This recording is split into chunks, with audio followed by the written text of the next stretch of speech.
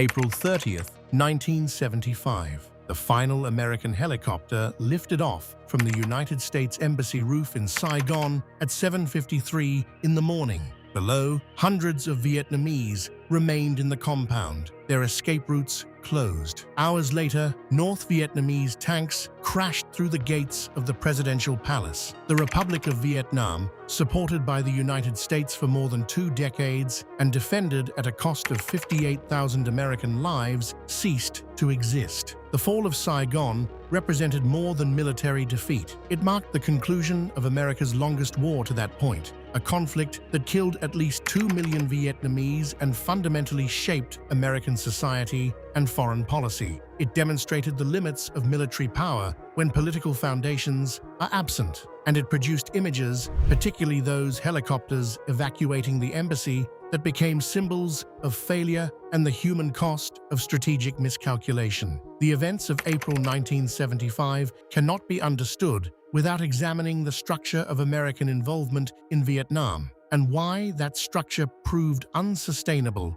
when American support was withdrawn. On January 27, 1973, representatives of the United States, North Vietnam, South Vietnam, and the Viet Cong signed the Paris Peace Accords. The agreement ostensibly ended direct American military involvement in Vietnam. American forces would withdraw. Prisoners of war would be exchanged. A ceasefire would take effect between North and South Vietnamese forces. President Richard Nixon proclaimed the accords as peace with honor. The agreement, however, contained fundamental flaws that made renewed conflict inevitable. It allowed North Vietnamese forces to remain in positions they occupied in South Vietnam. This meant approximately 150,000 North Vietnamese troops stayed in the South, maintaining control of territory and supply lines. The accords established no mechanism for enforcing the ceasefire or preventing renewed hostilities.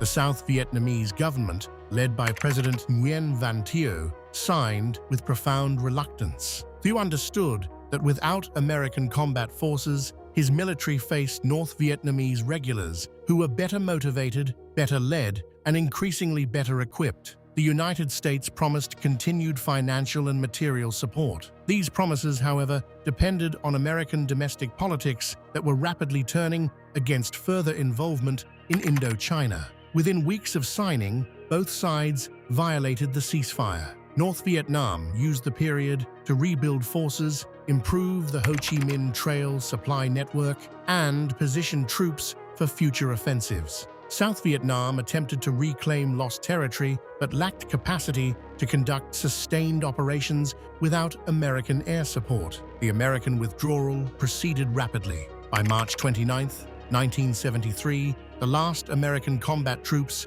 had left Vietnam.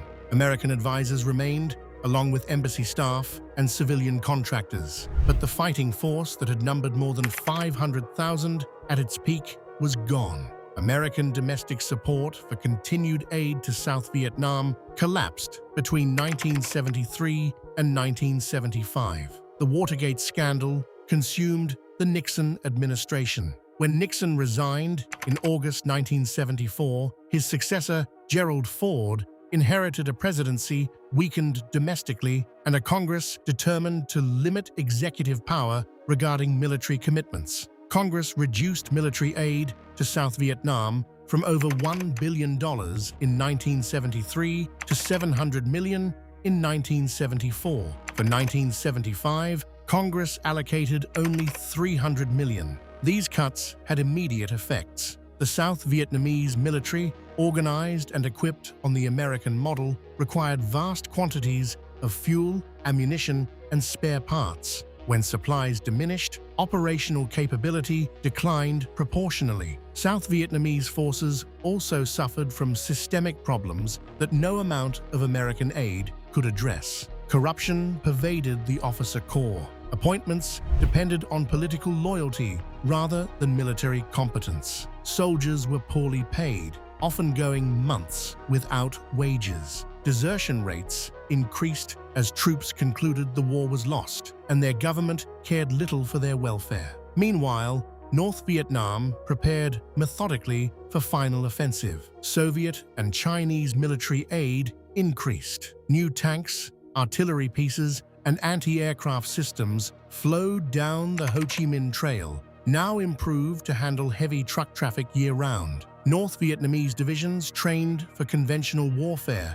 abandoning guerrilla tactics that had characterized much of the conflict. On March 10, 1975, North Vietnamese forces attacked Ban Mi Thuot in the Central Highlands. The city fell within 2 days. This victory, achieved more easily than anticipated, convinced North Vietnamese commanders that South Vietnamese resistance was collapsing. The attack employed conventional combined arms tactics. Tanks led the assault, supported by artillery bombardments that overwhelmed South Vietnamese defensive positions. Infantry followed to consolidate gains. The coordination was professional and effective, revealing years of preparation. President Thieu made a catastrophic decision. He ordered withdrawal of South Vietnamese forces from the Central Highlands to concentrate defenses around Saigon and the Mekong Delta. The withdrawal, conducted without adequate planning, turned into rout. The single road suitable for moving large formations became clogged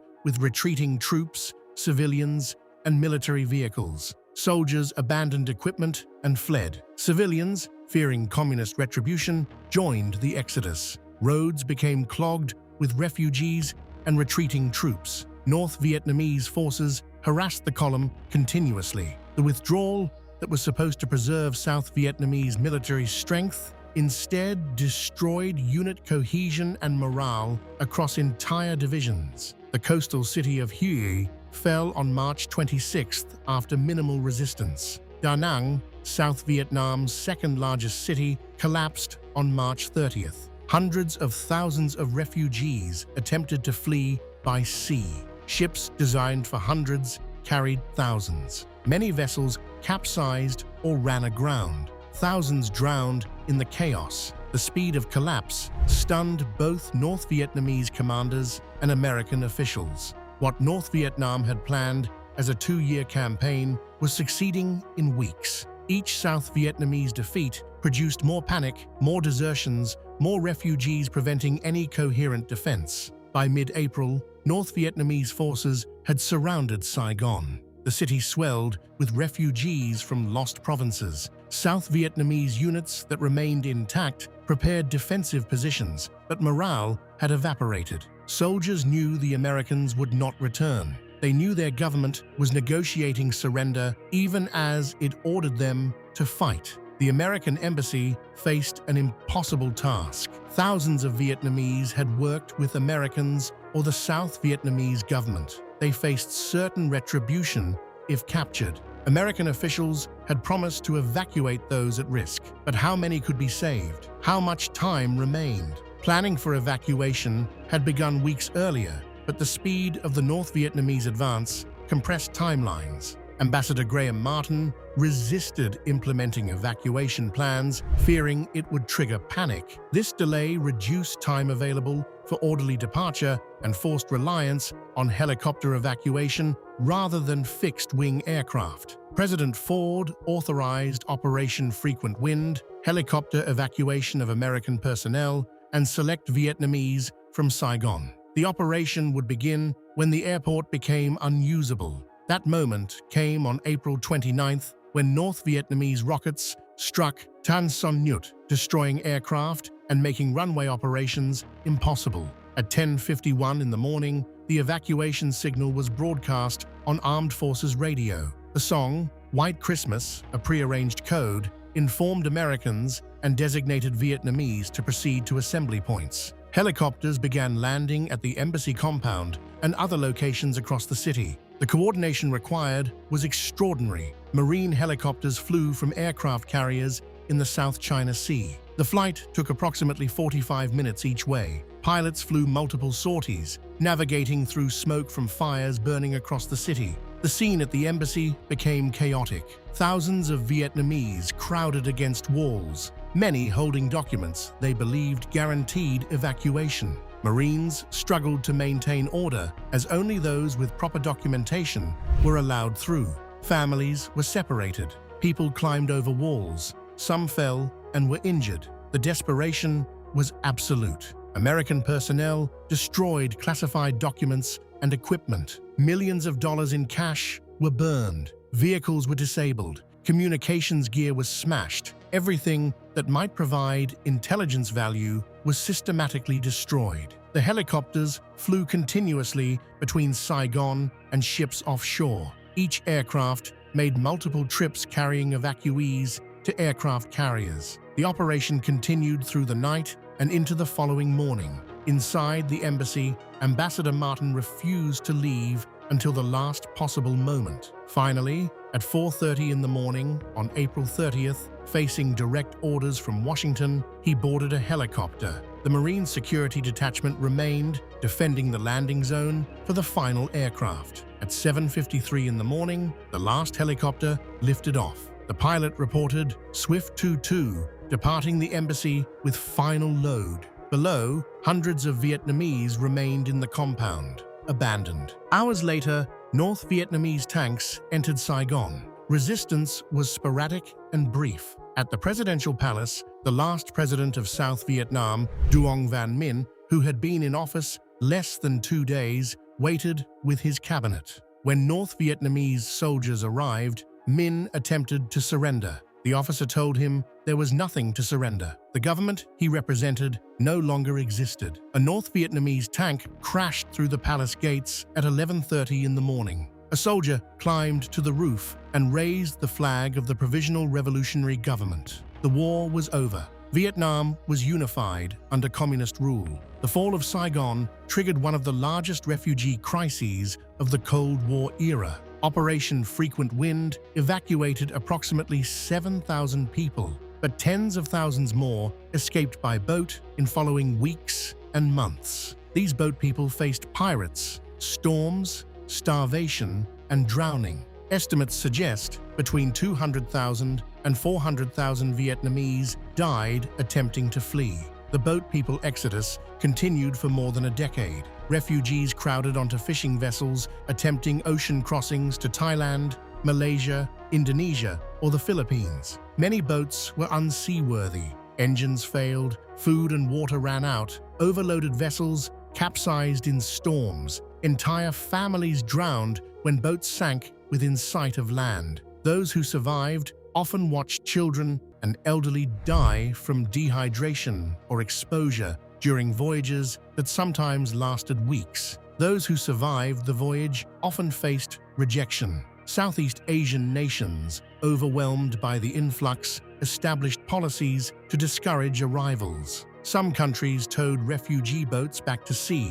Others established detention camps where refugees waited months or years for resettlement. Pirates operating in the Gulf of Thailand attacked vessels, robbing passengers and assaulting women. International organizations documented thousands of such attacks, but possessed limited means to prevent them. Those who remained in Vietnam faced re-education camps. Former South Vietnamese military officers, government officials, and anyone associated with the American presence were sent to these camps for political indoctrination. The government initially promised short stays. In reality, many remained imprisoned for years, subjected to hard labor, inadequate food, and political lectures designed to break resistance. Conditions in the camps were deliberately harsh. Prisoners cleared land, built infrastructure, and performed agricultural labor under guard. Medical care was minimal. Malaria,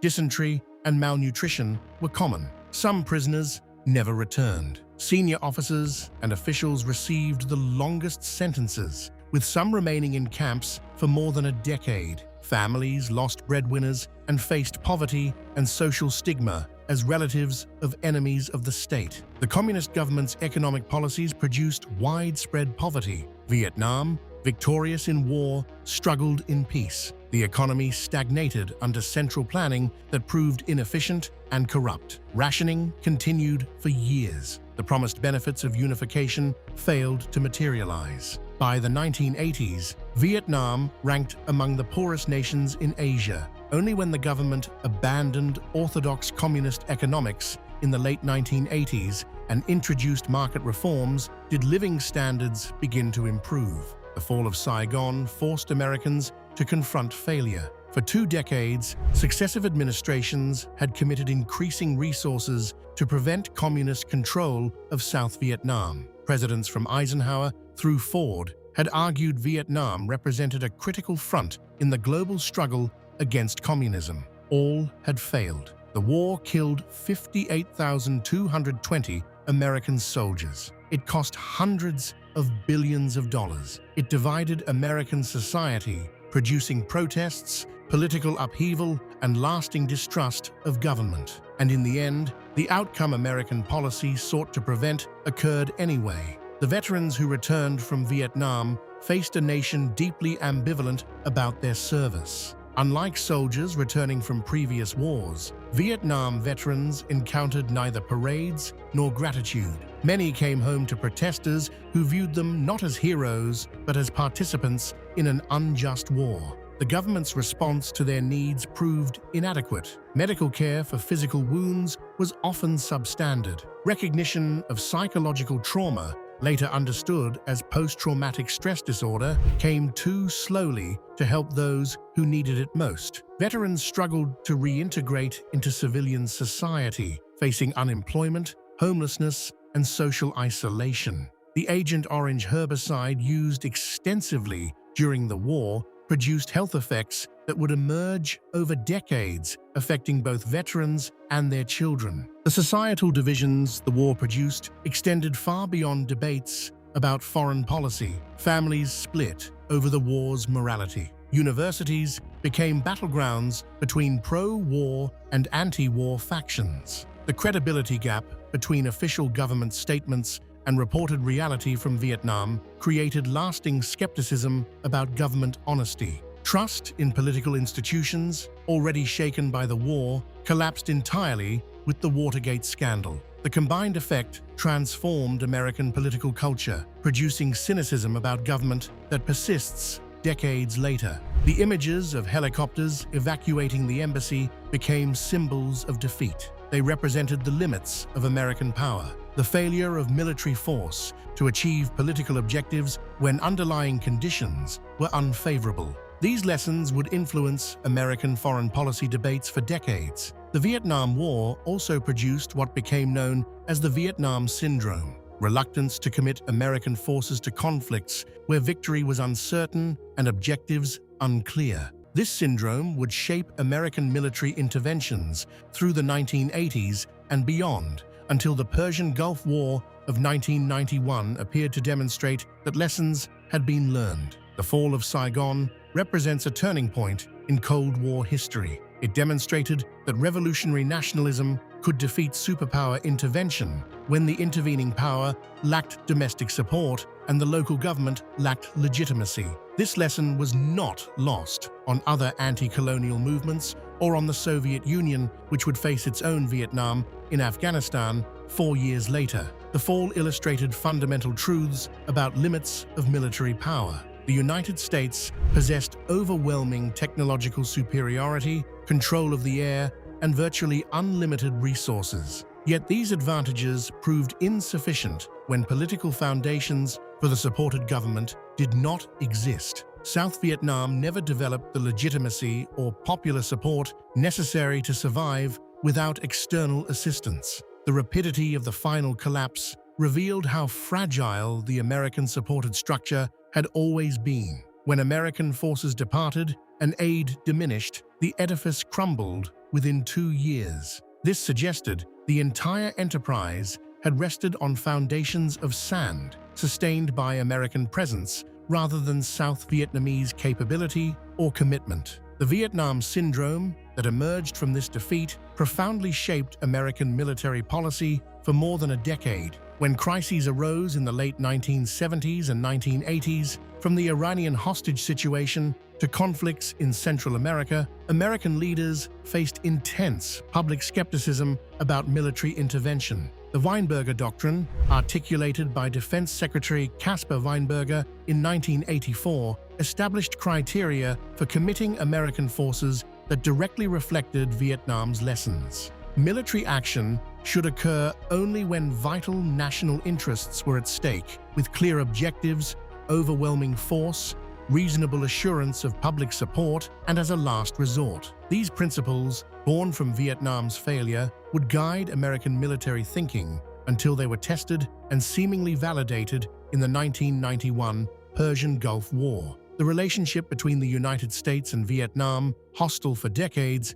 gradually normalized. In 1995, the two nations established diplomatic relations. By the 21st century, Vietnam had become an important American trading partner and a de facto ally in managing China's regional ambitions. The irony was profound. The domino that fell in 1975 eventually aligned with American interests without American military intervention. What happened during the Fall of Saigon in 1975 was both military defeat and failure of political will. The evacuation images captured a desperate moment, the culmination of decisions made across 2 decades by leaders who believed American power could shape Vietnam's future. Those leaders discovered too late that power alone cannot create legitimacy or substitute for popular support. The fall represented not merely the end of one war, but a turning point in how Americans understood their role in the world. The confidence that characterized the early Cold War, the certainty that American intervention could prevent communist expansion anywhere, collapsed with the South Vietnamese government. What remained was a more cautious, more skeptical approach to foreign commitments, an awareness that not every problem could be solved through military force. The helicopters lifting off from the embassy roof symbolized this transformation. They carried not just evacuees, but the end of an era of American certainty. They left behind not just a defeated ally, but illusions about limits of power. And they delivered to a future where America would have to reckon with consequences of failure and limits of even the world's strongest military when deployed in causes that lacked both strategic coherence and popular support. The Fall of Saigon teaches that wars are won not merely on battlefields, but in the political realm where legitimacy, purpose, and popular commitment determine outcomes. This lesson, learned at terrible cost, remains relevant whenever nations consider military intervention in conflicts where these fundamental conditions are absent.